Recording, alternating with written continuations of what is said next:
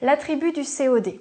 C'est une fonction grammaticale dont l'appellation ressemble à un drôle d'hybride entre attribut du sujet, que vous connaissez déjà, et COD, que vous connaissez également.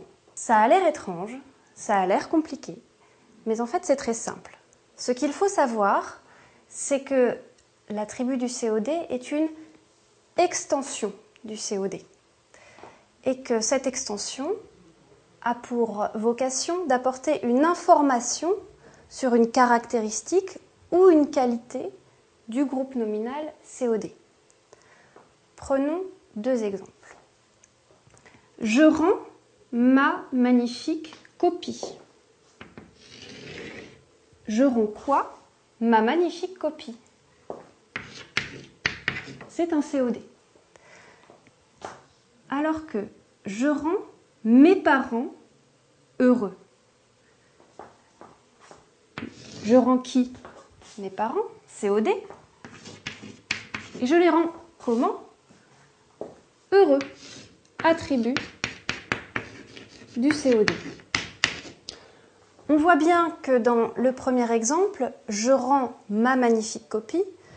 Ma magnifique copie forme un tout, un ensemble. Alors que ici, je rends mes parents heureux, ce n'est pas je rends mes parents heureux. Je rends, dans une première partie, mes parents, COD, comment, heureux, attribut du COD. L'adjectif magnifique fait partie du COD. Ici, l'adjectif heureux est en dehors du groupe nominal COD. C'est une extension qui apporte une précision. Les caractéristiques que vous devez connaître, c'est que cet attribut du COD se place immédiatement à côté du COD. Comme ici, je rends mes parents heureux. Il pourrait aussi se placer avant. Je rends heureux mes parents. Et surtout, il ne peut pas être supprimé, cet attribut du COD. Et ça, c'est essentiel, parce que si vous avez un doute, ça va vous sauver la vie. Je rends ma magnifique copie. Je rends ma copie. C'est pareil. Alors que ici, je ne peux pas supprimer heureux sans changer le sens de la phrase. Je rends mes parents. Il manque quelque chose, on attend une suite, on attend la deuxième partie. Parce que le verbe rendre est un verbe qui se construit avec un COD, puis un attribut du COD. L'attribut du COD, d'ailleurs, se construit toujours avec certaines catégories de verbes, des verbes introducteurs.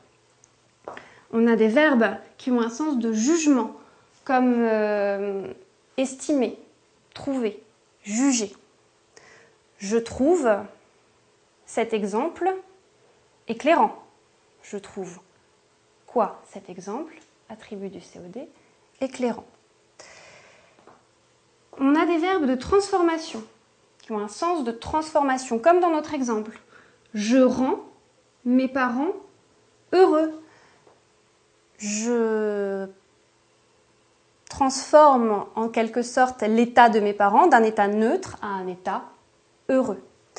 Enfin, nous avons des verbes attribuant un titre, comme élire, nommer ou traiter d'eux. Les Américains ont élu Obama, président. Ont élu qui?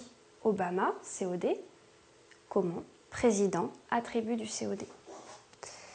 Certains verbes introducteurs peuvent se construire aussi avec une préposition.